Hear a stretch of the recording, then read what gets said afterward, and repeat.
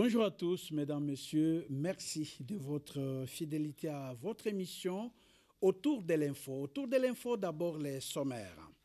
Ce n'est plus un secret. L'ancien ministre de la Justice a été condamné à 3 ans de travaux forcés et à une interdiction de vote ou de se faire élire. Ainsi, il a tranché le verdict de la Cour de cassation rendu contre Constant Moutamba.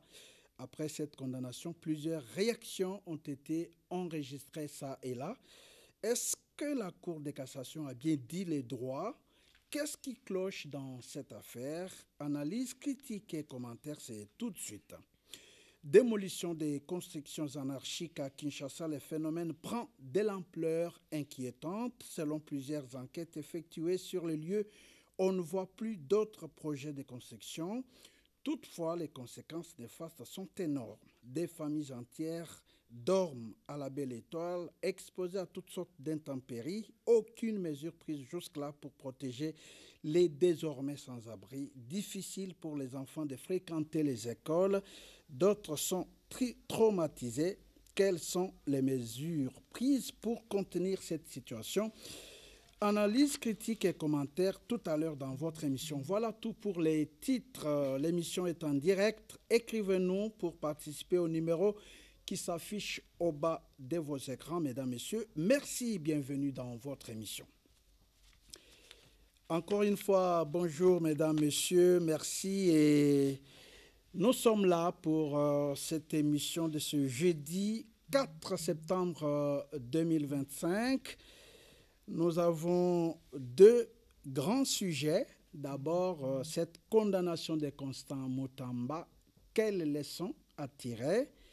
Et puis, la démolition des constructions anarchiques à Kinshasa, pour quel projet? Voilà, les deux sujets. Mais avant d'entamer ces deux sujets, un peu de biscuit. Le premier biscuit, c'est cette situation qui prévaut à l'Assemblée nationale. Beaucoup de choses qui se trament. Il semble qu'il y avait une pétition qui accumule des signatures pour faire partir le bureau du président Kamere. Je ne sais pas si c'est pourquoi, pour quel objectif. Est-ce que Crispin Longomba, vous avez ce biscuit à manger? Bon, merci beaucoup, Gustave. Moi, je pense que l'Assemblée nationale, constituée de députés nationaux, élus du peuple, comme nous avons l'habitude de les appeler, sont de personnalités tout à fait responsables. Et que nous avons toujours communié avec eux, et lorsqu'ils prennent des mesures pour contrôler telle ou telle autre institution, parce que ça rentre dans leur mission, et nous les avons toujours admirés. Et lorsque ils prennent une mesure comme celle-là, de pouvoir évincer en quelque sorte leur président, je pense qu'il faut s'interroger. Qu'est-ce qu'ils ont constaté dans le chef de leur chef? Qu'est-ce qu'ils reprochent à leur chef? Je crois qu'ils en ont la réponse. Et vous n'avez pas eu d'informations là-dessus? Oui, Qu'est-ce qu'on reproche à Vital Kamere ou au bureau Vital Kamere? Oui, c'est ce que je dis. Vous savez, Gustave, la source de la vérité, c'est la sensation. Nous voyons la situation comme du dehors. Mais les députés plutôt, eux, qui sont avec Vital Kamere comme le chef, ils ont ou ils peuvent avoir une autre lecture de fait. Donc, ce que eux sentent, ce sont eux qui vivent directement la dirigeance ou la gouvernance ou la présidence de Kamere. Nous voyons de l'extérieur. Donc nous osons espérer qu'ils reprochent à leur chef des choses vraies et avant d'arriver à prendre une mesure aussi grave que cela. Donc eux, les députés, ils sont des responsables, comme je viens de le dire. C'est qu'ils reprochent, ils trouvent que leur chef peut-être qu'il y gère pas de la manière qu'il faut, et donc il y va de leur droit de pouvoir entamer toute procédure qu'il faudrait, légale, réglementaire, pour pouvoir émettre de l'ordre dans l'Assemblée nationale. D'accord. Alors, Cléophas Nyambounyere, vous qui êtes député provincial honoraire élu du Kassai oriental, justement, que vous avez eu aussi l'information selon laquelle les bureaux de l'Assemblée nationale fait état d'une pétition pour son éjectation. D'abord, merci Gustave pour la question. Je voudrais, avant de parler, saluer les co-débatteurs qui sont avec nous sur ce plateau. Comme il m'est de coutume, je vais saluer toute l'équipe technique qui nous accompagne au cours de cette émission. Vous me posez la question sur ce qui se passe à l'Assemblée nationale de la République démocratique du Congo et ce que les députés pensent de leur président honorable Vital Kamerhe. Je crois que, d'abord, je voudrais vous dire que j'ai beaucoup d'amis qui sont des députés en plein mandat, qui siègent actuellement à l'Assemblée nationale, avec qui on partage. Je suis dans ces milieux-là. Mais en ce qui concerne ce qui s'est dit, oui, la rumeur court depuis bientôt une semaine, parce que vous voulez demander de quoi on reproche à Kamerhe, je crois que c'est ça votre question. Nombreux disent que la prise de position du président de l'Assemblée ne concorde pas avec la volonté du chef de l'État. Les députés constatent que quand l'honorable Vital Kamerhe veut parler, il dit toujours le contraire de ce que le chef de l'État dit. Cela les frustre un peu. Ils disent que comment il peut dire le contraire à la volonté du numéro 1 de leur famille politique. Ça, c'est le premier élément. Le deuxième élément est qu'il y a des non-dits à l'Assemblée nationale, c'est-à-dire il y a des remous dans les fiefs de certains agents qu'on appelle en termes parlementaires les assistants parlementaires, qui trouvent qu'il y a beaucoup de lâcheté à leur endroit venant de Kamerhe. Pourquoi ils disent ça? Ils disent qu'ils sont là. D'abord, ils n'ont jamais été notifiés, alors que pour que vous puissiez vous considérer être agent ou fonctionnaire quelque part, vous devez être notifié par les chefs de l'institution, mais jusqu'ici, ils ne sont pas notifiés. Et ils disent qu'il était prévu qu'on devrait avoir 2 assistants par député, et qu'aujourd'hui, c'est un seul agent par député. Et je reviens aux députés. Les députés disent que la prise en charge en ce qui concerne leur santé n'est pas consistante. Ils se font soigner dans un hôpital de son choix et que c'est comme s'ils se sentent abandonnés. Voilà je n'ai ramassé que quelques éléments. J'ai ramassé 3 éléments qui font à ce qu'aujourd'hui cette pétition commence à circuler. Moi, je vous confirme que la pétition circule. Là, moi, je confirme. La pétition circule. Mais le nombre de signatures, je ne vais pas le dire ici parce que pour préserver l'honneur de ces décideurs de la République, mais la pétition circule déjà.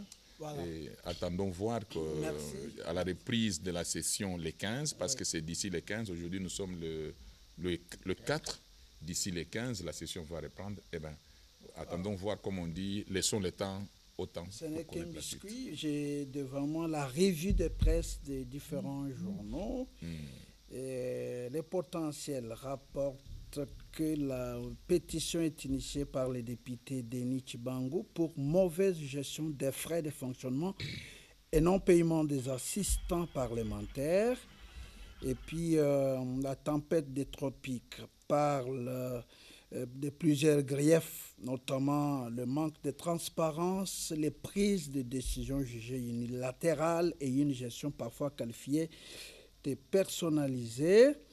Forum des As parle, fait l'hypothèse, dit qu'à l'hypothèse que la pétition aboutisse, Vital Kamerhe ne tombera pas seul car quelques membres du bureau de l'Assemblée nationale seraient également visés par les pétitionnaires, entre autres les MLC Jacques Dioli.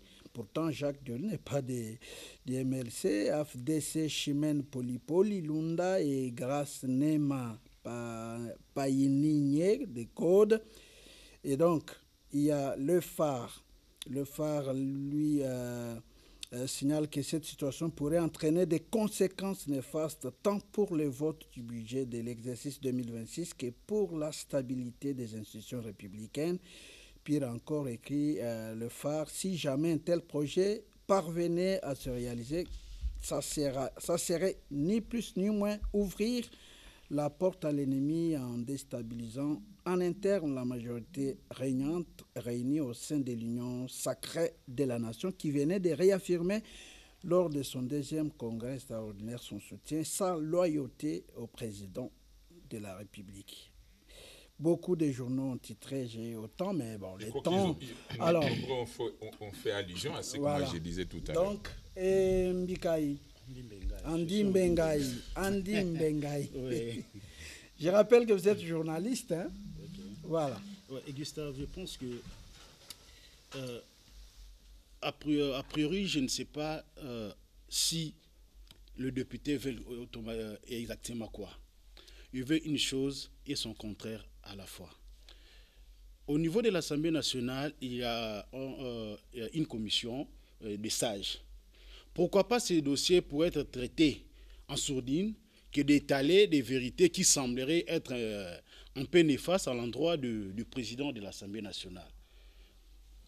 Bientôt là, nous serons en session de septembre, le 15 si je ne me trompe pas, et ça serait excessivement budgétaire. N'est-ce pas, ce serait une façon d'anéantir encore la démarche? Je trouve que la pétition contre le bureau Kamerhe, je ne trouve pas vraiment sa raison d'être. Tu n'es pas d'accord? Je ne suis pas d'accord au moment où nous devons réfléchir ensemble en ce qui concerne la situation sécuritaire qui prévaut dans notre pays, surtout dans la partie Est, dans les bandes de ici. Ce sont des sujets qu'on peut vraiment réfléchir, qu'on doit vraiment réfléchir en amont ou en aval. Et non de rester figé sur des pétitions. Si Kamerhe tombe, ou le bureau Kamerhe tombe, et après, quelle sera la suite?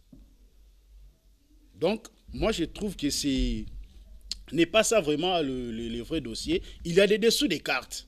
Et les dessous des cartes, c'est... Mais lui, il est dessous des cartes, mais parce que je ne serai pas tout dévoilé au moment où je n'ai pas vraiment mené minutieusement des enquêtes sur ça. Mais je pense que c'est indécent. Ça ne reflète pas l'image de l'Assemblée nationale. Autant mieux que le président Kamerhe puisse être primé dans les sacs, dans un dossier X, là c'est mieux. Mais lorsque le député spécule dans les vides parce qu'il y a ceci, là, moi je trouve que c'est indécent. Merci. Merci Andy Mbengaï, professeur d'Adi Saleh. Vous avez suivi l'actualité. Je vous ai donné aussi quelques brèves informations. Voilà. Qu'est-ce que vous en pensez? Une pétition pour faire tomber le bureau Kamerhe. On a entendu parler de ça, on a questionné, et apparemment, comme ça vient d'être dit, apparemment c'est en cours, probablement. Mais je me pose la question sur un problème de fond, pas nécessairement de forme, parce que personne n'est parfait et il y a à boire et à manger. Des reproches existent toujours, c'est partout, on a des problèmes de soins médicaux, on a des problèmes de frais de fonctionnement, comme je l'avais dit un jour ici, et même des suspicions, ça va, des détournements, j'avais dit si partout où il y a suspicion des détournements, c'est l'autre dossier dont on parlera, il faut mettre quelqu'un devant la justice. Je pense que plus de 80% des mandataires et des gens des institutions seraient est vraiment déjà devant la barre et accusé. Donc ici, nous constatons qu'il y a les pouvoirs exécutifs, les pouvoirs judiciaires et les pouvoirs, législatifs. Là, nous parlons du pouvoir législatif. Et pour le pouvoir législatif, nous avons une majorité qui s'appelle Union sacrée, n'est-ce pas? Et l'Union sacrée a une ligne de conduite. Et qu'effectivement, le président a été élu sous mandat ou bien sous casquette de l'Union sacrée. Sauf si je m'abuse, parce qu'on a quand même des gens de l'Union sacrée, ici, n'est-ce pas? Il a été élu sous casquette de l'Union sacrée. C'est-à-dire que, politiquement parlant, pas sur le plan légal. J'ai dit politiquement, parce que sur le plan légal, le pouvoir législatif est indépendant, n'est-ce pas? Mais sur le plan politique, comme il a été élu sous casquette de l'Union sacrée, il est supposé suivre la ligne de l'Union sacrée. Ça, c'est politiquement parlant. Et apparemment, nous avons constaté des mésaccords, des mésententes depuis un temps entre effectivement les décisions du président de la République et les, entre guillemets, les prises de position du président de l'Assemblée nationale. Là, c'est clair. Donc, c'est une guerre politique et on ne sait pas ça va nous amener où. Mais moi, je connais une chose. Là, ça m'engage maintenant que moi. Donc, ça, c'est la guerre politique qui est normale. Ça va? Il n'est pas obligé d'être d'accord avec le président de la République. J'ai dit sur le plan légal, il n'est pas obligé. C'est plutôt sur le plan politique où, étant d'une même famille, ils ont qu'à gérer les problèmes de la même famille. Mais sur le plan légal, il n'est pas du tout obligé. Et effectivement, malheureusement, sur le plan maintenant légal, les autres députés de l'Union sacrée ont aussi le droit de se dire que tu n'es plus avec nous, donc tu ne mérites plus cette position-là. Ça s'appelle majorité-opposition. Même chose aux États-Unis, républicains, démocrates, c'est vraiment une routine politique. Là où moi, ça ne m'arrange pas, et ça n'a pas été dit, je pense effectivement, je ne sens pas l'Assemblée nationale en train de fonctionner comme un outil pour nous faire gagner la guerre. Parce que jusque-là, nous n'avons pas de budget de guerre. De la sécurité. Merci. Je ne vois... Donc, pour moi, ce n'est pas seulement le président de l'Assemblée nationale le problème. C'est l'Assemblée nationale, tous les députés. Parce qu'il n'est que représentant. Je ne sais pas en quoi servent les députés par rapport, effectivement, au fait qu'on doit mettre en priorité gagner la guerre. Je ne vois pas un appel. Ça va pour que nous puissions avoir une loi financière de guerre, un budget de guerre. Même si le ministre... le vice-premier ministre Muzito a proposé les budgets de combat. J'espère qu'il va, on ne s'est pas encore vu, ça va, mais nous, on lui avait proposé, on a proposé à tout le monde depuis très longtemps, ça va, et on espère qu'on va le voir pour qu'il insiste, pour que nous puissions avoir une loi financière de guerre. À ce moment-là, nous pouvons avoir l'utilité, n'est-ce pas, de l'Assemblée nationale. Pour l'instant, je peux vous garantir, je ne vois pas trop l'utilité de l'Assemblée nationale. Ça nous sert à quoi par rapport à la guerre? Donc pour vous et les bureaux et les autres députés... On commence par le président. Il faut une pétition alors il faut qu'ils sortent populaire. Tous. Je demande que le président de la République, comment on appelle légalement? Il y a un mot là légalement. Pour les enlever tous. À quoi nous sert le Sénat? Il faut dissoudre. Voilà les mots que j'ai cherchés. Pour l'instant, le président de la République... Papa, le pays est en danger. Les gens sont en train de blaguer. Toute personne... toute institution qui ne nous sert pas à gagner la guerre, parce que le pays est en train de partir. Vous allez faire des petites lois que j'entends, des budgets. Ça nous sert à quoi si les Rwandais prenaient Kinshasa pour l'instant? Prenez Uvira, prenez Kisangani et bientôt Kinshasa. Ça nous servira à quoi? Ça ne sert à rien. Donc, on a besoin de l'Assemblée nationale qui va nous permettre de gagner la guerre. Donc, si les députés, les pouvoirs législatifs, ne fait pas son travail, je demande au président de la République, effectivement, de mettre à côté ces instances, il en a le droit, ça va, de le mettre à côté pour que nous puissions fonctionner avec lui comme un chef de guerre. Merci. Voilà, donc, Kamere déjà, pour les citer rapidement, parce que c'était ça le sujet, j'estime effectivement qu'il ne fait pas son travail.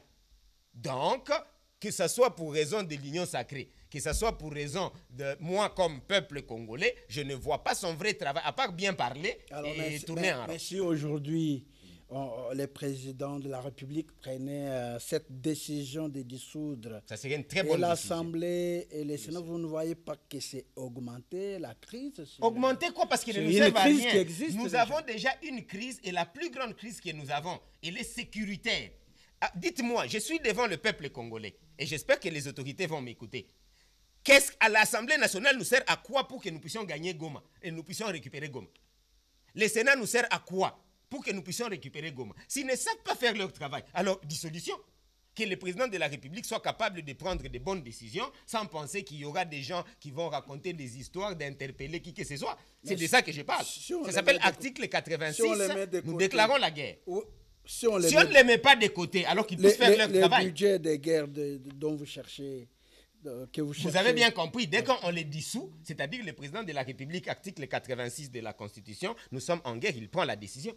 C'est de ça qu'on parle. Nous sommes en état de guerre et dissolution. On verra le reste après. D'accord. S'ils ne veulent pas partir, alors qu'ils puissent travailler pour que nous gagnions la guerre et voter une loi financière de guerre et suivre la nation par rapport aux lois qui vont faciliter que nous puissions gagner la guerre. Le reste, ça ne sert à rien. Merci, professeur.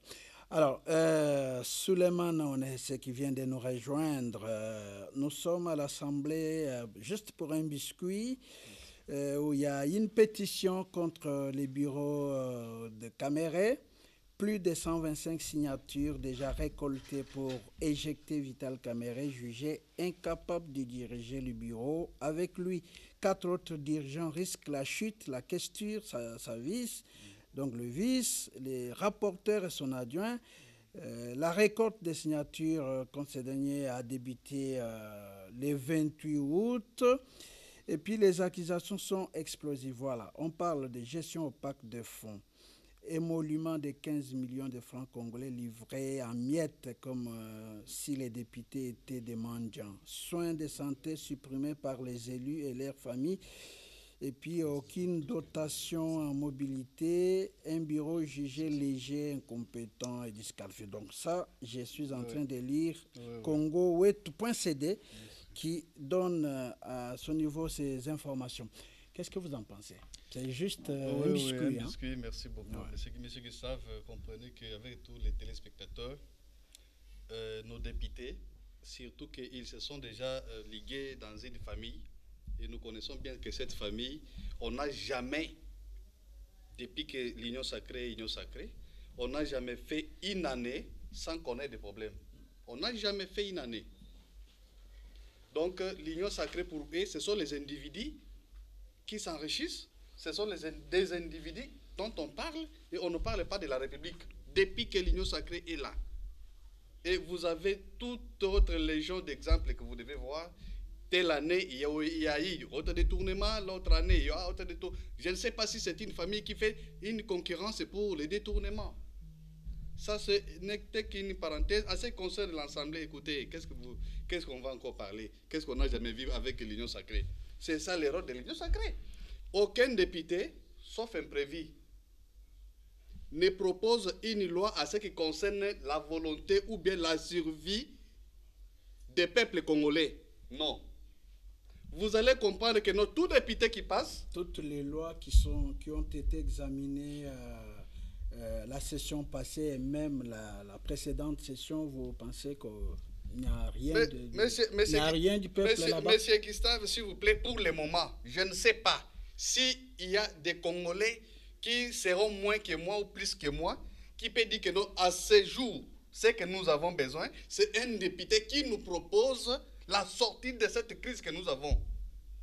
La République démocratique du Congo, au jour d'aujourd'hui, nous avons fait plus de 6 mois et il y a une partie de la République qui n'est pas gérée parmi les collègues députés.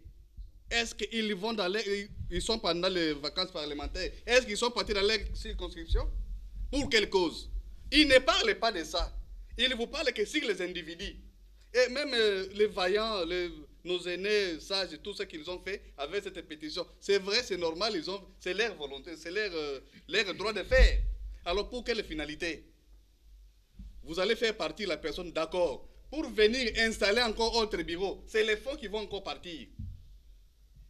Donc c'est l'argent dans l'argent. Vous faites partir la personne, non, il a détourné tout ce ils peuvent dire, d'accord. Alors c'est lui qui viendra là. Ne viendra pas encore pour l'investiture, installer les bureaux. C'est encore l'argent. Cet argent-là, au lieu de donner à nos frères policiers, à nos frères militaires, de travailler comme il faut, non, il se substitue toujours à parler de tel et autre, quelque chose du mal. Et c'est que nous avons toujours vu dans ce pays et pendant surtout... Par rapport à la pétition, qu'est-ce que vous dites? C'est là où je suis en train de partir. Oui. Par rapport à cette législative, pour que vous soyez écoutés, même un député, pour qu'un député soit écouté, il faut qu'il parle à mal d'un autre député ou d'une autre personnalité. Là, ça sera... Par rapport à la pétition, qu'est-ce que vous pensez? Cas de cette pétition que nous avons aujourd'hui. Parce que pour le professeur, il a dit, il est d'accord parce que jusque-là, l'Assemblée nationale ne fait pas son travail. Pour lui, le président Kamere ne fait pas son travail pour trouver la solution à la guerre. Pour lui, et le bureau, et les députés doivent tous partir.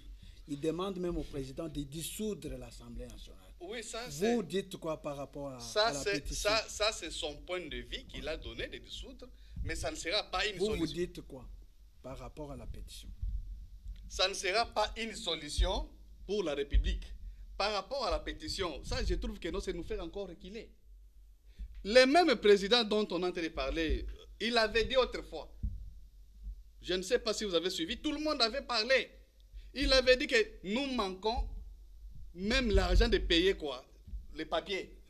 Et ici, avec vous, on avait dit, bon, comme ça, nous, on peut venir avec... et puis, tout le monde avait condamné. Pourquoi il dit ça? Mais quand la personne vous dit que non, il n'y avait pas l'argent, et vous venez encore dire, vous pinglez sur l'histoire de l'argent, c'est trop compliqué. Je demande à nos élus, d'ailleurs, ce qui est vrai, les élus émanent de la population.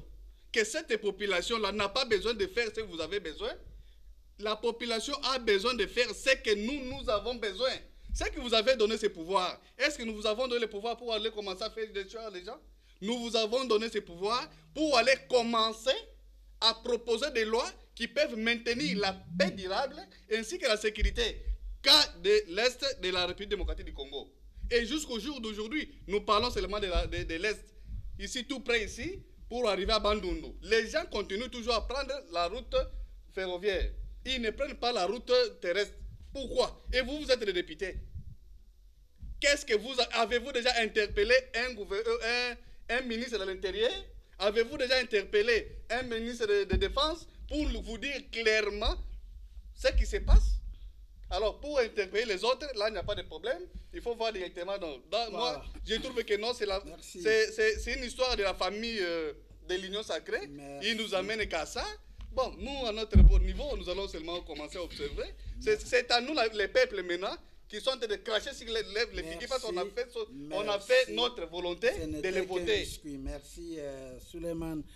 On est ici. Entrons alors dans le vif de nos deux sujets. Il y a des choses à dire. Ça, on y reviendra, je crois, peut-être le mardi prochain avec beaucoup de détails. Alors, condamnation de Mutamba. Quelles leçons à tirer? Tout le monde a suivi comme nous comment... Enfin, le jugement est arrivé. 3 ans de travaux forcés et puis 5 ans d'interdiction de vote et de se faire élire. Et puis, il y a d'autres peines hein, qui sont attachées à cela. Alors, je commence avec vous, Andy Mbengaï. Comment vous avez accueilli le jugement Mutamba contre Mutamba? Est-ce que la Cour de cassation a bien dit le droit?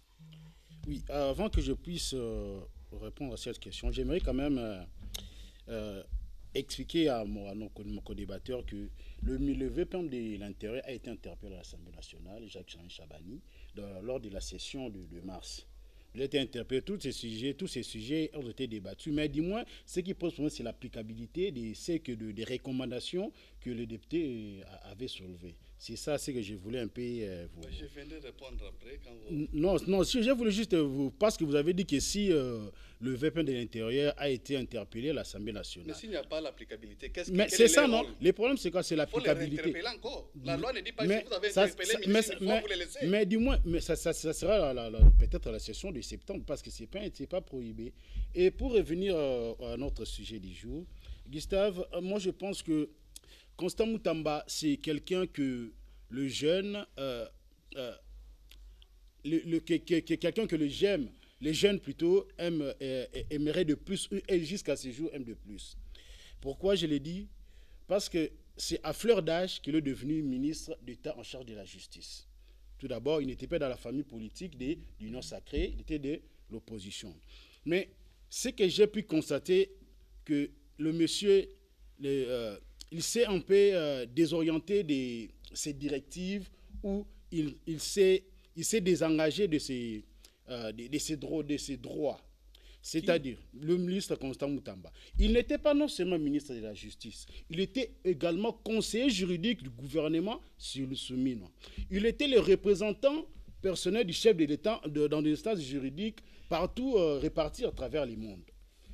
Maintenant, dans ces dossiers Moutamba, ici, j'ai senti le respect de textes et de procédures en endroit du procureur de la justice. Parce que tout de début, le procureur plutôt de la Cour de cassation. Et merci beaucoup. Vous avez constaté quoi? Le respect de procédure. La Cour a respecté toute la procédure pour que le ministre l'État l'ancien ministre de l'État de la Justice puisse être condamné à 3 ans ou 5 ans de... Donc la procédure a été respectée. Donc c'est ça ce que j'ai retenu de plus. Maintenant, au niveau de la forme, c'est de là où j'ai compris que le ministre, il était un peu, je peux dire, il s'est victimisé inutilement. C'est-à-dire quoi? Il n'a pas voulu travailler en conformité avec d'autres secteurs dans ces dossiers. Parce que la construction n'émane pas tout simplement du ministère de la Justice. Il y a le ministère des Infrastructures qui intervient, il y a aussi le ministère des Affaires foncières.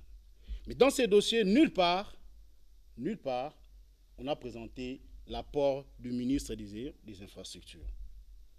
On n'a pas encore présenté, on n'a pas non plus présenté l'apport du ministre, la ministre plutôt de l'affaire foncière à l'époque. Vous comprenez, Gustave? Jusqu'à arriver à cette condamnation, et ce que j'ai déploré, c'est quoi? Les prouesses réalisées par les ministres jusqu'à ce jour semblent être un peu méconnues du public. Mais le nom Moutamba est sous le lèvre des Congolais. C'est ce que je déplore. Or, il a engagé des réformes sérieuses au niveau de la justice, mais qui à ce jour restent en sourdine. Par exemple, le paiement des amendes dans des banques, c'est une initiative louable, ce qui ne se faisait pas totalement auparavant. Mais dis-moi, le nom Moutamba est plus cité que ce qu'il a réalisé sur le terrain. Voilà pourquoi, le 1er septembre, la ville était un peu envahie par des jeunes, des brigands qui sembleraient toujours avoir l'idée de casser, de piller par-ci, par-là. Et moi, je reste à la zone. Personnellement, j'ai vu comment les jeunes se sont comportés. Or, ce n'est pas digne. Or, c'est que l'on devait retenir de lui ses prouesses et que son prédécesseur puisse accroître, c'est-à-dire accompagner ses idées. Son prédécesseur, c'est ça. Son successeur plutôt. Puisse accomplir ou poursuivre, qu'on continue avec cet élan des actions réalisées par les ministres Moutamba. Donc, cette condamnation, je pense que ce qui démontre à suffisance que la justice doit toujours primer au-delà de la politique, étant donné que la justice élève une nation. Nulle part au monde la politique a élevé une nation. Il faut que la justice soit juste et qu'il n'y ait pas de règlement des comptes. C'est ça un peu... Merci Andy Mbengaï. Je rappelle que vous êtes journaliste de ActuCongo.net. Alors, honorable Nyemboueniere, vous au moins vous avez été un prophète.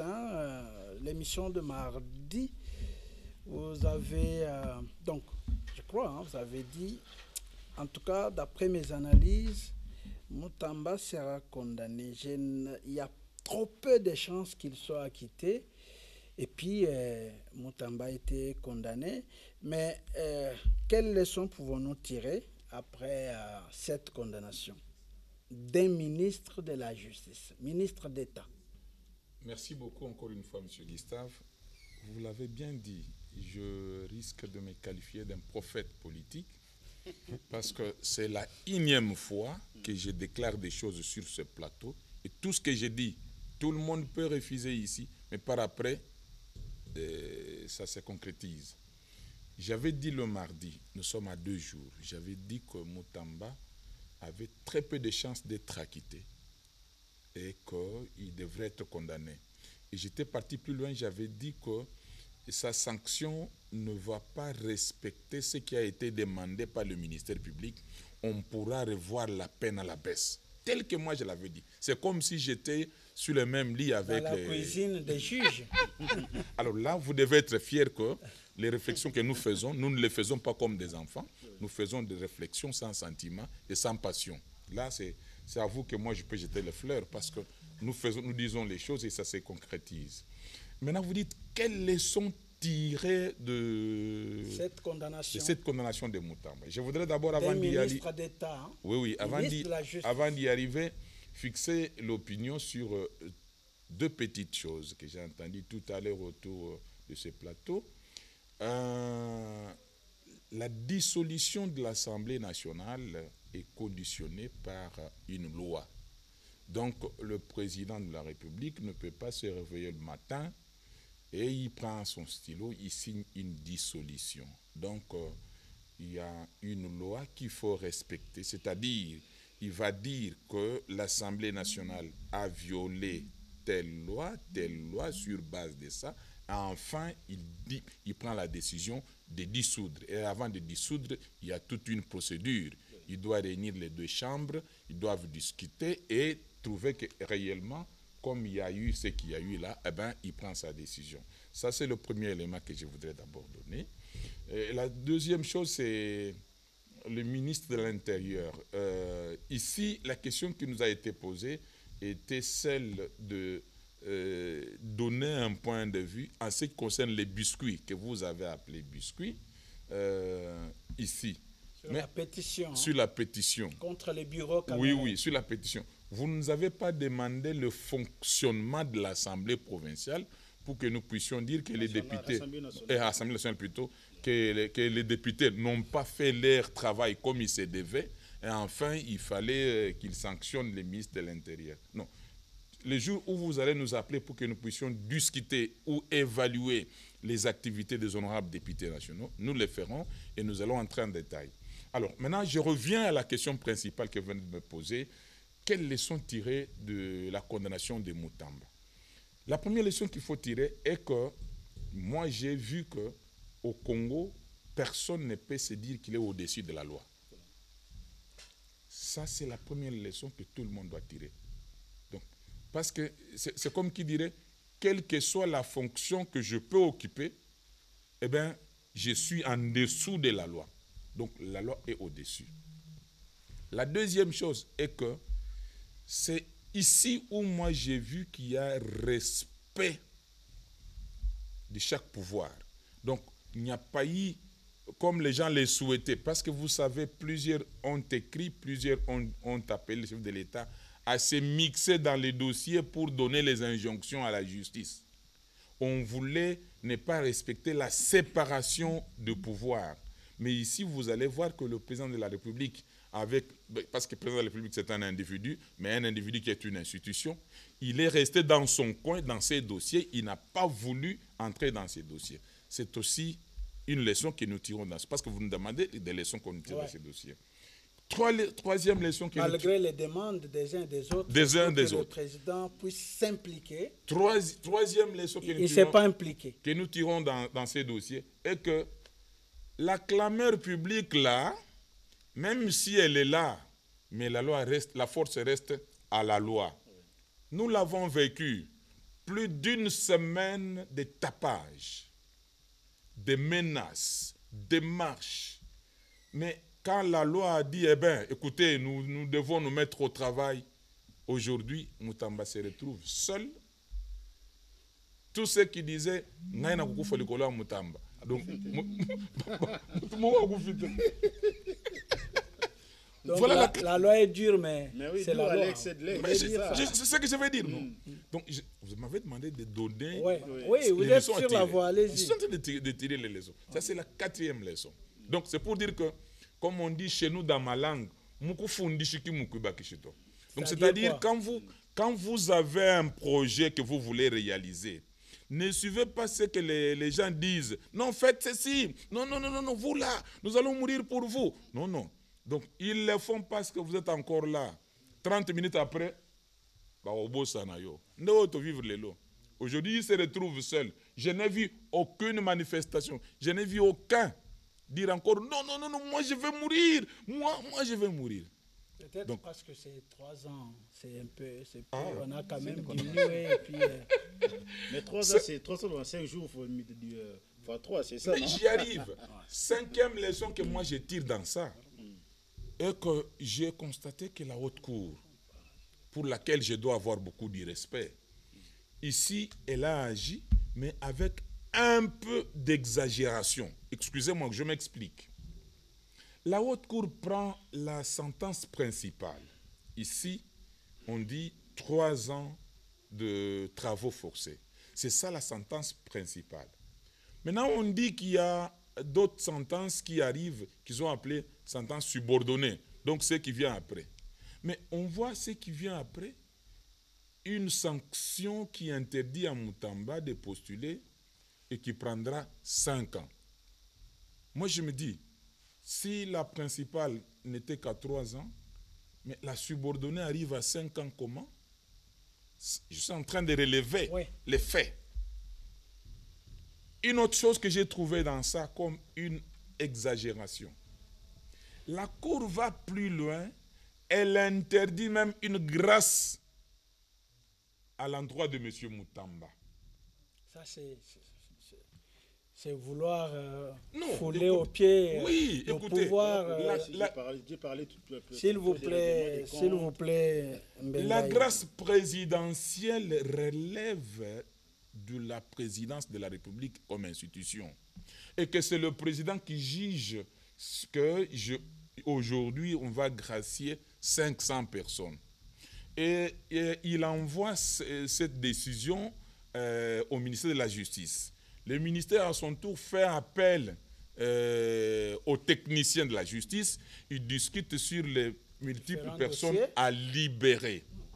Mais ici, on interdit à monsieur... Je ne suis pas défenseur de Moutamba. J'aimerais bien que les gens me comprennent.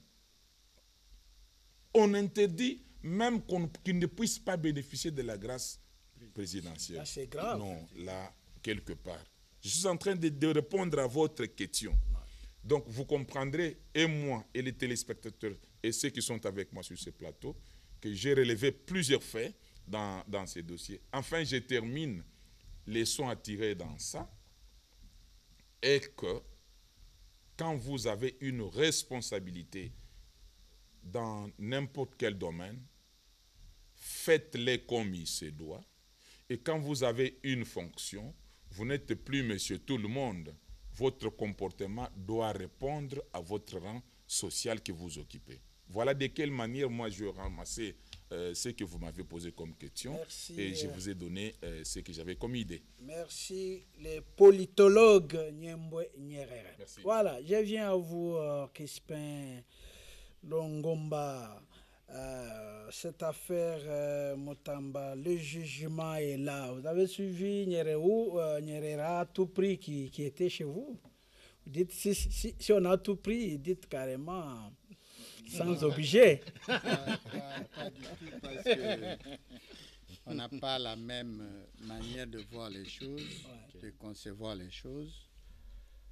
Et la situation s'est passée au vu et au su de tout le monde. Donc nous avions suivi ce problème depuis son début jusqu'à aujourd'hui. Et nous avions eu à tirer certaines leçons ici. Nous avions eu à faire certaines projections et certaines prédictions sur ce plateau.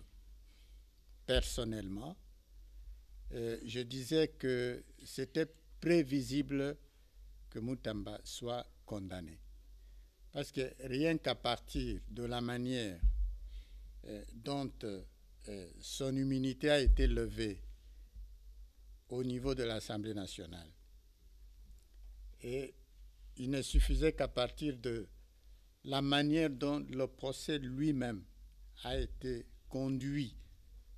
Vous vous rappellerez que déjà au début là, il y a des juges qui se sont déportés, juste effectivement parce que on se rendait compte que, bien sûr, il y a des failles qu'on pouvait déceler dans le chef de Moutamba, mais il y avait aussi, quelque part, une certaine exagération, comme le dit mon co-débatteur. Et je crois que cette injustice ne pouvait pas, pour moi, ne pouvait pas fonctionner de cette manière-là, avec une telle célérité qui faisait déjà croire à soit un règlement de compte, soit à un acharnement. Et ça, tout ça, là, nous avions eu à dénoncer. Lenteur. Non, la lenteur, pas lenteur. Un laisser-aller. Il faut partir du fait que notre justice est malade. Ça, c'est le chef de l'État qui a eu à l'établir. Mais le chef l'a dit, mais il y a des travail pour depuis, améliorer. Non, nous Donc attendons, vous pensez que cette parole-là est restée collée et il n'y a pas d'amélioration. Nous attendons que le chef de l'État revienne pour dire que maintenant la justice est guérie. La justice est guérie, qu'il est au coma, qu'il a pris. Voilà. Dès lors que cela n'est pas encore. S'il vous plaît, Crispin, lorsque on arrête un ministre de la Justice, on le juge, on le condamne. Et le chef de l'État ne dit rien, ne s'implique pas, ne se mixe pas. Vous ne pouvez pas dire qu'il y a quand même des améliorations. Un ministre de la Justice en fonction, arrêté, jugé, condamné, vous continuez à dire que la justice est malade parce que le président de la République l'avait dit. Vous trouvez que c'est normal? Non, il faut savoir que quand nous disons que la justice est malade, ce n'est pas que c'est le président de la République qui l'a rendu malade. Mais vous avez dit que vous attendez encore que le président vienne vous dire que maintenant, on a soigné, la justice est guérie. Ça c'est son constat, non? Parce que nous continuons à nous servir, de cette astuce que la justice est malade. Ce qui fait que dans l'opinion, la justice étant malade, cette justice n'est pas digne de confiance. C'est ce que ça signifie, en quelque sorte. Dans le cas d'espèce du ministre Moutamba, je viens de vous dire qu'à partir de la manière dont le dossier, la procédure et le procès a été conduit, il y avait quelques symptômes de mauvaise foi de la justice. Et il faut savoir que la justice est en fait, en d'autres termes, c'est une armature pour pouvoir protéger la société, protéger la République, protéger les citoyens. Mais qu'est-ce qu'on constate ici chez nous? C'est une justice en termes d'une bombe pour écraser les faibles. Nous sommes sur la condamnation de Moutamba. Oui, pour la condamnation. À un moment, Moutamba était devenu fort. Lorsque vous parlez des faibles, là, il faut relativiser.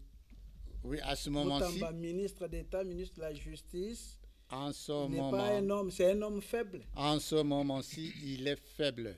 Oui, il a été. Vous comprenez? Parce que comme il est condamné, oui, il devient faible. Ok, mais il est condamné. Il est condamné. Il est condamné. Non, non. Le ministre Moutamba est condamné à 3 ans de travaux forcés. N'est-ce pas? Maintenant, quand vous interrogez certaines officines judiciaires, on vous dira que la peine de travaux forcés n'est pas clairement, ou qu'il n'y a pas une loi, une réglementation claire qui organise, qui définit la manière dont il faut encadrer cette peine-là. Alors maintenant, posons-nous la question. Comment on va assurer que Moutamba puisse connaître, écoper cette punition? Comment ça va s'y prendre? Comment il va s'y prendre? Est-ce qu'on va l'amener en prison? Et si on l'amène en prison, ne serait-ce pas violer la loi? Parce qu'il n'est pas condamné pour faire la prison, mais c'est pour des travaux forcés. Et à ce moment-là, Que nous dira la Cour?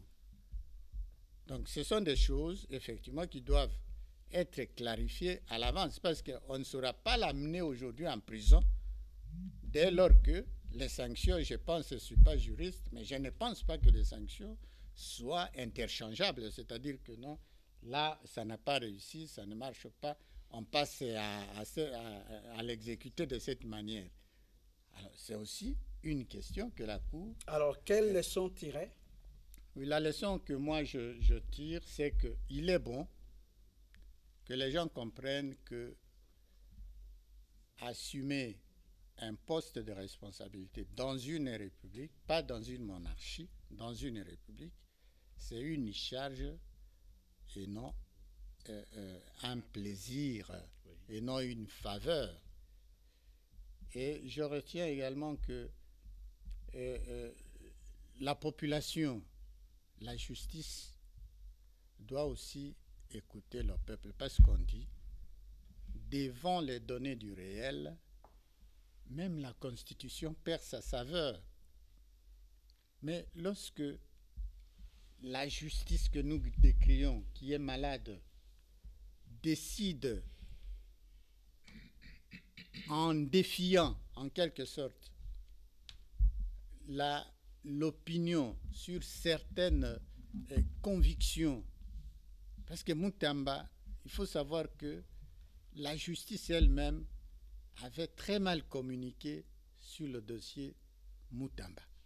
C'est-à-dire que la justice n'est pas arrivée à convaincre l'opinion publique sur la nécessité de condamnation de Moutamba. Donc vous n'êtes pas d'accord avec la condamnation? Bon, pas d'accord ou être d'accord, la justice a déjà tranché, mais nous décrions que cette justice ne devrait pas se comporter de cette manière, parce que la justice est rendue au nom du peuple, n'est-ce pas? Constitutionnellement, la justice est rendue au nom du peuple.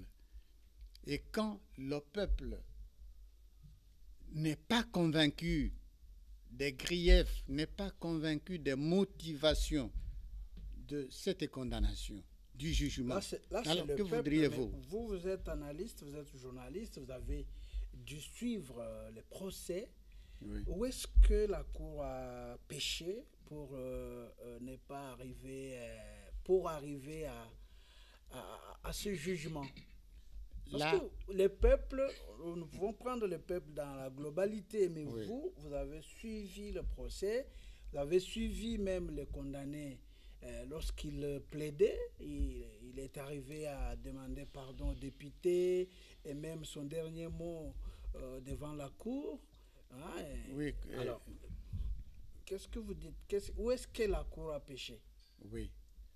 Vous savez, hein, même quand vous êtes dans le monde judiciaire, actuellement dans les débats judiciaires, on vous dira que la procédure même avait biaisé à partir de la levée de son immunité à l'Assemblée nationale. Ce n'est pas moi qui le dis, mais des juristes aussi formés que le procureur près la Cour de cassation, que les autres juristes, qui confirment que la procédure n'a pas été respectée. Or, en droit, en principe, lorsque la forme est biaisée, lorsque la procédure est biaisée, en fait... Même le fond. Le fond n'est même pas à discuter. Vous comprenez? Le fond n'est même pas à discuter. Alors, mais pourquoi ne pas tenir compte de toutes ces remarques-là au départ? Pourquoi on doit aller tout droit au but? Vous voyez, c'est là où nous disons qu'il y a acharnement. Donc, dès lors que la procédure même de la levée des immunités n'a pas été respectée, c'est que le fond, c'est que le procès lui-même devrait être remis en question. Et c'est cela nous disons, c'est pour cela que nous disons que la Cour allait faire mieux, hein, que... Pour l'acquitter. Même pour ça. Pourquoi pas l'acquitter s'il le faut? Parce que quand vous dites que Moutamba a détourné, c'est qu'on n'établit pas du tout, pas clairement, parce que si même vous là, vous voulez détourner, vous avez l'argent avec vous ici, et vous dites non, honorable Nyerere, je vais détourner, professeur, j'ai l'argent ici que je vais détourner. C'est absurde. Quand vous dites Moutamba a disposé de l'argent, il a disposé de l'argent. Mais est-ce que son objectif était de détourner? Dès lors que même pourquoi la première ministre avait pris la décision d'interrompre? C'est parce qu'elle a été au courant, c'est parce que Moutamba a écrit, c'est parce qu'il a signalé qu'il y a telle situation. Donc pour moi, la leçon que je tire ici, c'est que la justice de notre pays laisse encore à désirer. Et encore une justice à double vitesse, à deux poids, comme les politiciens deux veulent le dire. mesures, parce qu'on ne peut pas imaginer que pour les uns, on ralentisse le volume, la vitesse, et pour les autres, qu'on accélère. Ça, nous refuserons toujours. Ce n'est pas une bonne chose, et nous voudrions que la justice tienne compte également des aspirations du peuple. Merci, Crispin. Kengo nous a donné, Crispin Longomba. Vous avez pris beaucoup de leçon. Kengo Adondo nous a donné une leçon devant un fait accompli, où le peuple est devant la porte de l'Assemblée nationale. Kengo Adondo nous dit, moi j'ai écouté la rue. Mais Kengo Adondo, on le sait, c'est un ancien procureur, c'est un juriste parfait. Donc, on ne nous dira pas aujourd'hui. Voulu que la Cour écoute tienne également. Mais la Cour n'agit pas de la sorte. D'accord, merci. La Cour également. Merci, s'il vous plaît. La Cour, s'il vous plaît, Gustave. La Cour se base sur des textes. La Cour se base sur des preuves tangibles. Écoutez, s'il vous plaît. Vous savez, la Cour qui ne peut pas écouter la rue. Vous avez bien La Cour ne peut pas écouter la rue. La Cour se base sur des textes. Mais c'est ça. Qui a confiance, qui vous dit que cette cour-là est fiable? Pour moi, dès lors que la justice est malade, est encore non rétablie, Monsieur Moi, je pense qu'il a plus de temps que les autres. Avec un exemple qui ne tient pas debout. Oui, c'est ça. Il a plus de temps que les autres. Il a plus de s'il vous plaît. Alors, professeur David, s'il vous plaît, ça n'engage que lui. S'il vous plaît, professeur, s'il vous plaît, vous corrigerez lorsque j'aurai la parole. S'il vous plaît, professeur David. Encore que la Cour puisse mériter la confiance. S'il vous plaît, Crispin, vous n'avez pas de parole. Mais je vous assure. Vous avez bien voulu, s'il vous plaît, vous avez bien voulu que la Cour puisse écouter la rue. Aussi. Alors, professeur Dadi Saleh, condamnation de Constant Moutamba. Je sais que pendant tout ce temps, des procédures, des tractations, vous avez toujours soutenu le fait que, en tout cas, on ne devrait pas aller jusqu'à la condamnation. Vous avez même invoqué l'implication du président de la République. Mais enfin, on ne vous a pas écouté. Constant Moutamba, condamné à 3 ans de prison. Oui, 3 ans de travaux forcés. Voilà. J'essaie de mettre un peu le mot. Je pense que... Qui vous a dit qu'on ne m'a pas écouté? Je pense qu'effectivement, nous avions demandé au chef de l'État de faire la moyenne et d'écouter les uns et les autres. Contrairement à ce que certains disent, je vous garantis qu'il a écouté. Et si vous lisez bien, vous allez bien entendre qu'il y a des gens qui disent qu'il y a un petit problème entre la présidence et Cour et tribunaux. Je vous confirme que le chef de l'État a écouté. Et on ne sait pas ce qui va se passer encore d'ici là. Tout est en cours. Donc, je suis désolé pour ceux qui pensent que le chef de l'État n'a pas écouté. Il a écouté. S'il vous plaît, je vous dis, nous sommes à la télé, il a écouté. Il s'est impliqué. Il ne s'est pas immixé. Parce qu'il n'a pas le droit même de s'immixer dans la justice. Mais il a le droit, j'ai expliqué ça la fois passée, de s'impliquer. Il est le magistrat suprême. Je l'ai expliqué à tout le monde. Pour ceux qui ne comprennent pas la loi, je suis désolé. Le chef de l'État est le magistrat suprême. Donc c'est lui le numéro 1 de la loi en République démocratique du Congo. Alors, qu'est-ce qu'il a fait en s'impliquant? Je ne vais pas vous dire ce qu'il a fait. Ça, c'est la discrétion du chef de l'État parce qu'il va encore faire plus. Ça va? Nous vous confirmons, nous ne vous demandons pas. Et je ne suis pas le porte-parole du chef de l'État. Ça va? Les gens vont voir avec leurs propres yeux, contrairement à ce qu'ils sont en train de dire. Et ça se dit déjà. Et malheureusement, ils ne comprennent pas ce qui se dit. Qu'est-ce qui s'est dit encore, professeur? Je vous pose une simple question pour l'instant. Ça va? Non. Et je ne vais pas Moi, vous je donner... pose des questions. Je pose une question globalement. Ça va? Que le peuple puisse écouter. À cette heure où nous parlons, Constant Moutamba est où? C'est la question. Merci. Alors, je ne veux même pas répondre à ça. Vous posez. Je ne veux pas répondre à ça. Et c'est lui qui va y répondre, ça n'engagera que lui. Mais suivez les dossiers. Le chef de l'État s'est impliqué largement. Ça va? Et les gens vont... Mais il est le chef de l'État. Je vous ai dit la fois passée, c'est la discrétion. Non, il ne va même pas dire ce que je suis en train de dire ici. Ce n'est pas possible. Il agit dans sa discrétion comme magie. Donc, je suis très content. Contrairement à ceux qui pensent qu'il ne s'est pas impliqué. Il ne s'est pas immixé, mais il s'est impliqué. Donc, je suis déjà très content. Deuxième point. Mais qui disent que Constant Moutamba n'est pas suivi? Je suis désolé. Ils ne comprennent pas la politique, peut-être comme la politique est. Je vous donne un exemple de Mandela qui a fait combien? 25 ans, 20 ans, 27 ans en prison. Mais c'était en prison, il était l'homme le plus politique reconnu, mais en prison. Peut-être qu'on n'a pas la même conception de la politique, je suis désolé. Pour l'instant, parmi les gens les plus populaires de la République démocratique du Congo, vous citez le président de la République lui-même. Franchement, si vous allez parmi les 10, même les 5, vous allez citer Constant Moutamba, et contrairement à certaines autorités qui sont perdues en ne faisant rien. Merci beaucoup. Et nous sommes en politique. Nous sommes en politique. Donc quelqu'un qui pense qu'il n'est pas suivi, il est piétiné, non, il ne comprend pas du tout. Donc Constant Moutamba fait un chemin politique pour l'instant que certains ne feront jamais. Ils n'y arriveront jamais. Ils resteront dans leur petit coin comme députés, parfois en trichant. Ça va? Mais au niveau national, ils tricheront pour être des ministres. Mais là, les gens sentent quelqu'un qui a les épaules d'être un candidat sérieux, d'être un homme politique congolais sérieux. C'est tout ce que vous devriez déjà retenir. Donc, je suis contre tous les gens qui pensent qu'il a été piétiné, qui pensent que non, voilà, les gens ne vont plus les suivre. Je suis désolé, honorable. C'est le contraire. Là, Constant Moutamba est parmi les plus présidentiables de la République démocratique du Congo, contrairement à tous ces coureurs de jupons et ces autorités morales qui disparaissent. Il faut rectifier. Coureurs de jupons. Non. Donc il n'y a pas de coureur de jupons. S'il vous plaît, parce que vous n'avez pas... Ok. Est-ce que j'ai cité quelqu'un? Est-ce que j'ai cité? Ok, je retire parce que je vais citer. Je retire cité personne. Je retire, s'il vous plaît. Je pèse mes mots. Si le président de la République et moi-même. Donc vous dites que le président de la République courait des jupons.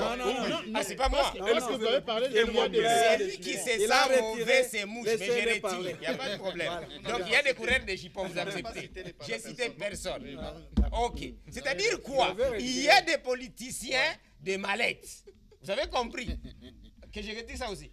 Non. Il y a des politiciens de mallettes, des partis politiques de mallettes, qui quand vous allez dans la population, à part tricher, rien. On ne sent même pas aucune proposition. Constant Moutamba s'il est arrêté effectivement, les gens peuvent le témoigner, c'est parce qu'il a proposé des réformes. Moi-même, j'ai assisté, ça va, là où il les a proposées, et nous savons comment est-ce qu'il y a eu une grande confusion entre l'appareil judiciaire, ça va, de la justice et l'appareil politique de la justice. Il a démontré, parce que vous m'avez posé la question, et quelles leçons tirer? Donc là, la plus grande leçon pour moi, nous avons un sérieux travail de fond à faire pour la République démocratique du Congo. On a freiné l'élan d'un jeune qui voulait résoudre, peut-être qu'il n'est pas arrivé à se faire entendre, qui voulait résoudre cette question-là. À quoi sert un ministre de la justice en République démocratique du Congo, à part être garçon de course, à part gérer les prisons, parce qu'apparemment les gens ne comprennent pas. Il y a ces problèmes légaux. C'est la raison pour laquelle, même dernièrement, il y a des réunions pour que le Conseil national de la justice, je pense, s'est réuni avec le ministre d'État de la justice pour voir comment fonctionner. Au fond, on ne sait pas comment est-ce qu'il doit fonctionner. Ça, je vous l'ai dit, aujourd'hui, je mets mon petit doigt à couper. Personne jusqu'aujourd'hui ne sait pas exactement comment doit fonctionner notre justice dans sa grandeur. Ça va? À quoi sert un ministre d'État de la justice? Il a essayé d'agir par injonction. Ça va? ce qui faisait mal exactement à cet appareil que j'appelle appareil exécutif. Je l'ai dit la fois passée. La plus grande leçon qu'on devait retenir n'est pas Constant Moutamba comme individu. Prenez Constant Moutamba qui a essayé quand même, ça va, d'aider les chefs de l'État à rendre cette justice moins malade.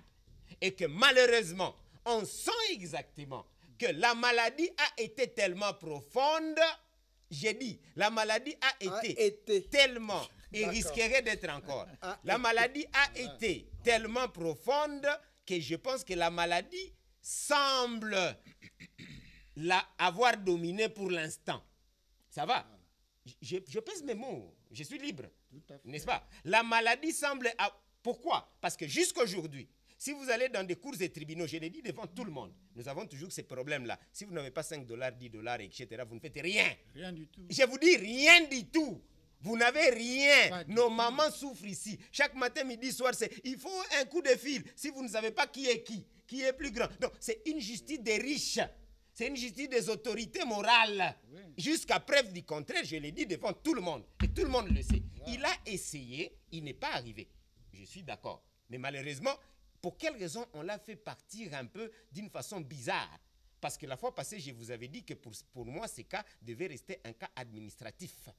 Ça va? Avec sa hiérarchie. Alors, revenons à la condamnation, parce qu'on n'est pas encore... On est au niveau oui, de la condamnation. Donc, écoutez, Doura Lex, c'est du Lex. Ouais. Donc, je ne discute pas avec une condamnation de la justice. Là, j'ai fait mes commentaires. On ne discute pas. Ouais. Ce qui a été fait, a été dit, c'est fini. Moi, je suis dans des leçons. Donc, nous devons comprendre que parmi les leçons, il faut guérir cette justice.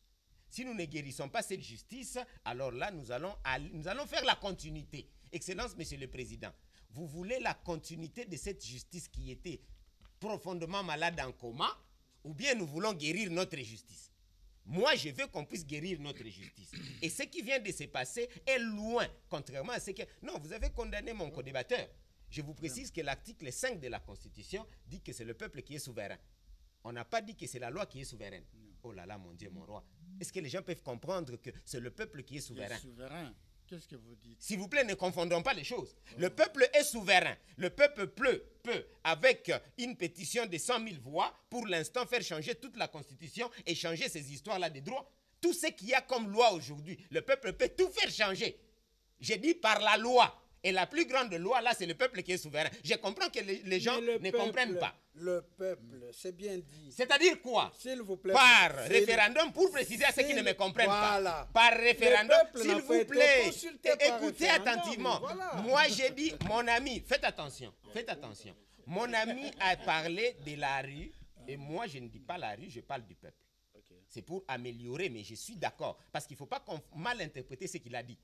Il n'a pas parlé de la rue comme si on a mis... Non, ne faisons pas un débat sémantique, s'il vous plaît.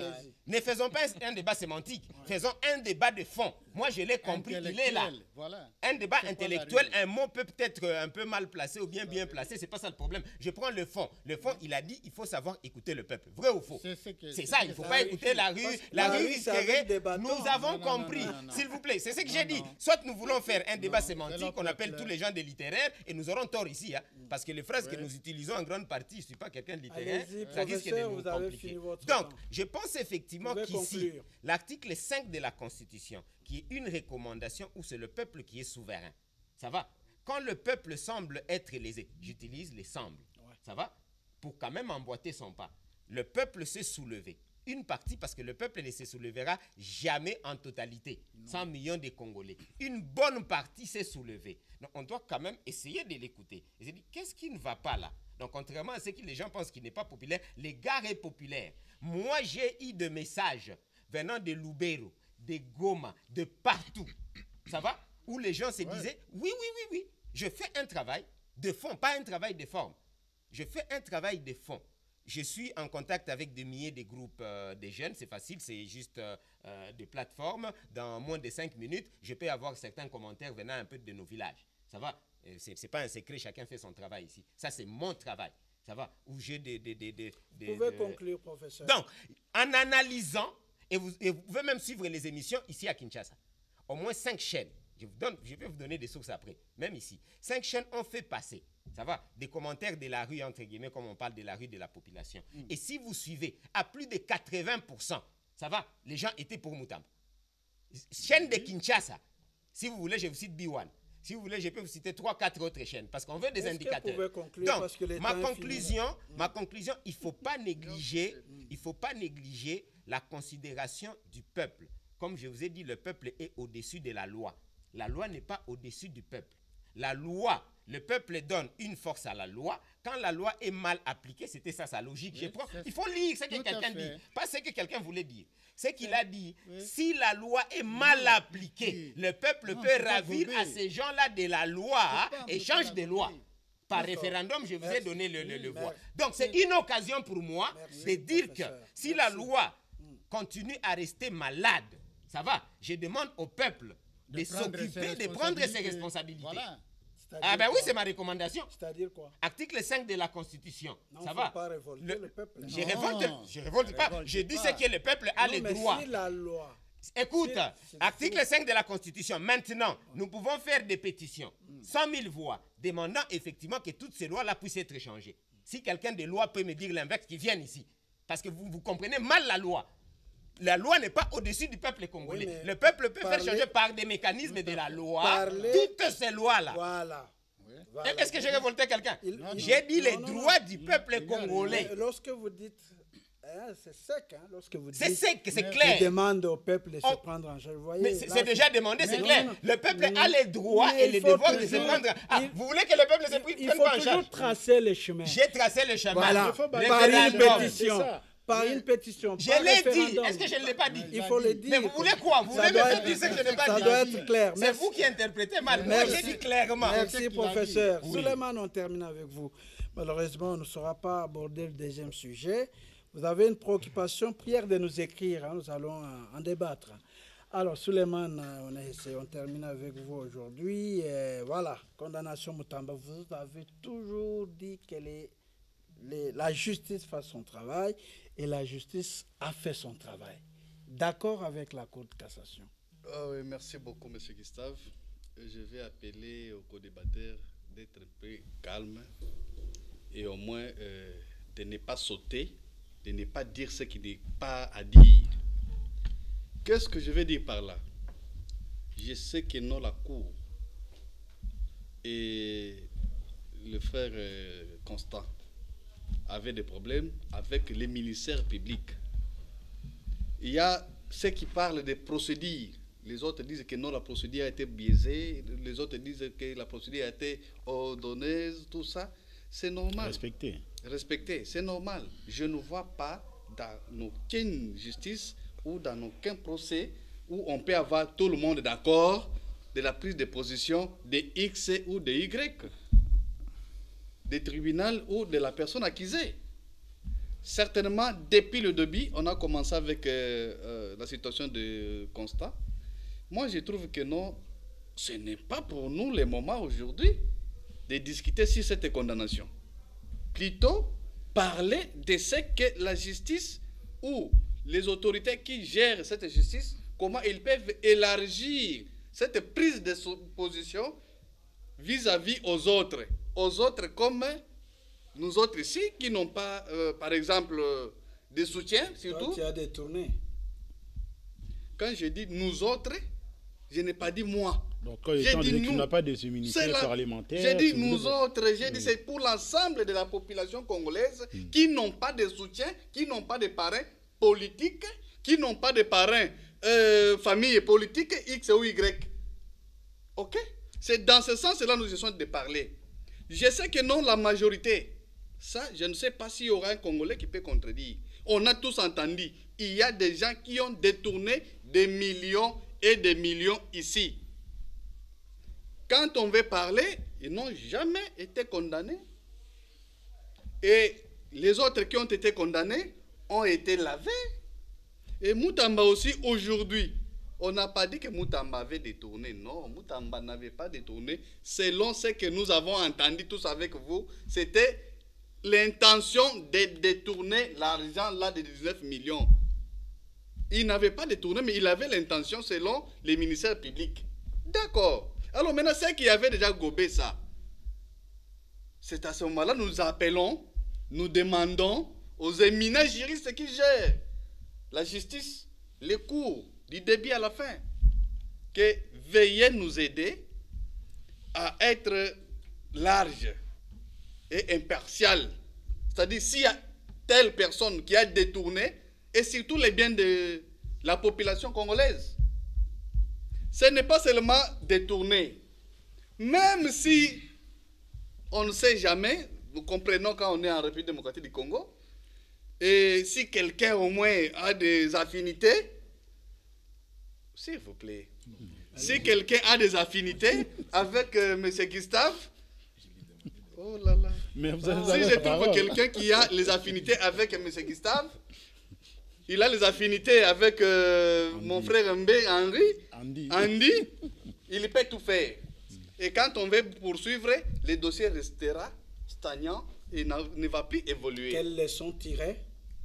Ce que nous sommes en train de demander aujourd'hui, surtout les conformistes, C'est-à-dire oui, quoi? ceux qui vivent dans les Ça existe ce mot-là.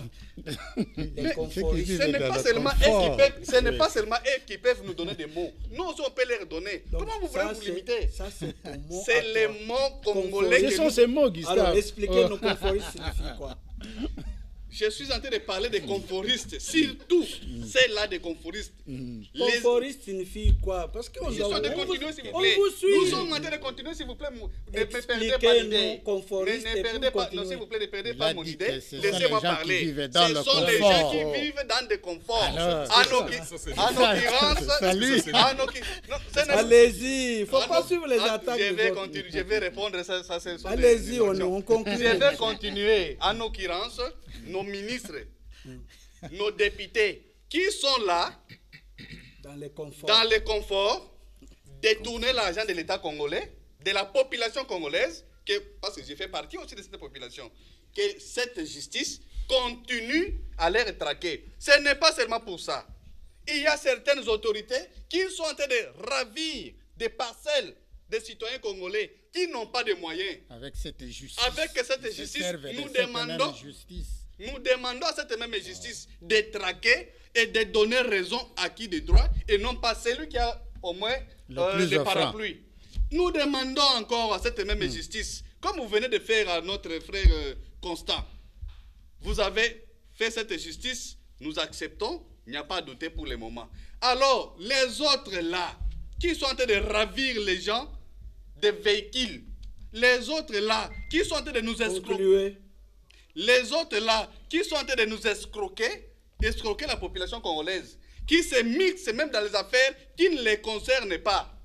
Concluez parce Alors, qu'on a fini. que la justice soit juste, qu'on n'entende pas encore ce qu'on nous dise que non, la justice est malade, qu'il fasse cette justice, qu'il protège aussi même les faibles. Parce que Moutamba, certainement D'accord. que non, c'est Merci. faible, parce qu'il n'avait pas C'est bien normalement compris, la leçon, un la appui, recommandation. il n'avait pas un appui de l'extérieur, où il n'avait pas encore de l'appui des parrains politiques. Il avait Faut- quand même l'appui populaire. Écoutez, cet appui populaire a donné quoi? Voilà, merci. N'est-ce pas, il est On condamné. Il finit est par condamné. là, s'il vous Alors plaît, malheureusement, Souleymane. c'est dans On 2 a minutes fini. quand je vais parler. On a Malheureusement, fini. vous avez... Moi, On j'ai a parlé que 3 fini. minutes. Merci. Et vous-même, On a vous avez fini. constaté Merci. comment on m'a ravi. Voilà. Parce que je parle de la vérité. Difficile de redonner la parole parce que Il est 12h15. l'heure, c'est l'heure.